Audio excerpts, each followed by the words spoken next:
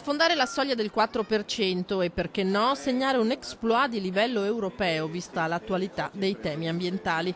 Sono due i candidati trevigiani dei Verdi alle elezioni per il rinnovo dell'Europarlamento, Luca Saccone e Davide Nava, che ereditano 30 anni di battaglie e li ripropongono declinandoli, come nel resto d'Europa, in 12 priorità, in testa alle quali c'è la lotta ai cambiamenti climatici con la progressiva eliminazione del carbone. I Verdi è ormai da quando sono nati che si impegnano per l'ambiente e si impegnano per la lotta al cambiamento climatico che, come possiamo notare tutti i giorni, sta avendo effetti devastanti.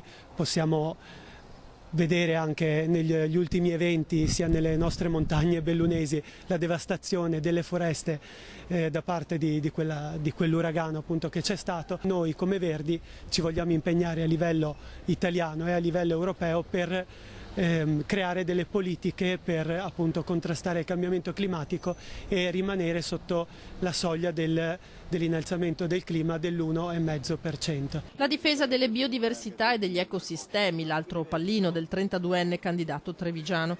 I temi spaziano poi dal reddito minimo vitale alla difesa del diritto d'asilo per i migranti, dal lavoro per i giovani alla giustizia fiscale, ma resta la difesa del territorio, l'obiettivo primario, tante le problematiche individuate anche nella Marca trevigiana.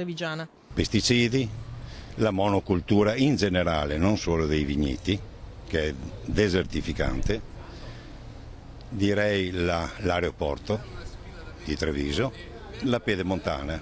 Ricordiamoci che la Pedemontana è una superstrada che taglia il territorio profondamente e in modo anche abbondante e che è sopra la più grande, lo dicono gli europei, la più grande risorsa di acqua potabile che abbiamo a livello europeo.